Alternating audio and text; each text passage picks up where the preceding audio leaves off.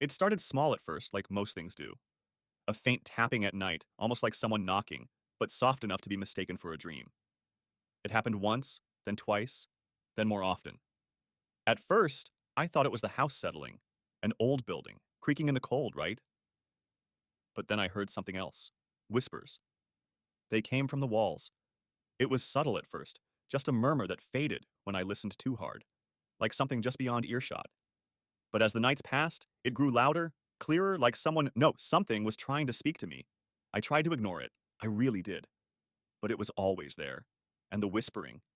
It wasn't in any language I knew. It wasn't even in a voice. It was just wrong, distorted, twisted. One night I couldn't take it anymore. I grabbed a flashlight, determined to find where the sound was coming from. I thought it was the pipes, or maybe an animal in the walls. Something normal, something I could fix. I followed the whispers through the house, the flashlight flickering as I moved. It led me to the basement, dark, damp, and filled with old furniture and junk. The sound was louder now, almost urgent. I started tapping on the walls, knocking, trying to pinpoint where the noise was coming from. And then, for a split second, the whispering stopped. I stood there, frozen, heart racing in my chest. And then, from the darkness behind the wall, I heard a voice. Not a whisper this time. It was clear, and cold, and bone-chilling. "Let me out!" The flashlight dropped from my hand.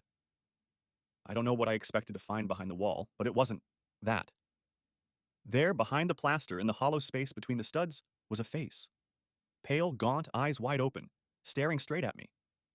It had been there for how long? The thing wasn't human. Not anymore. It wasn't anything I could understand. I ran. I didn't look back. They found me the next morning, curled up in the corner of the basement. I tried to explain what happened, but no one believed me.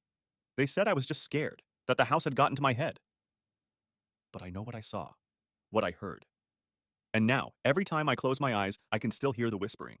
And sometimes, just sometimes, I swear, I can feel something watching me, waiting,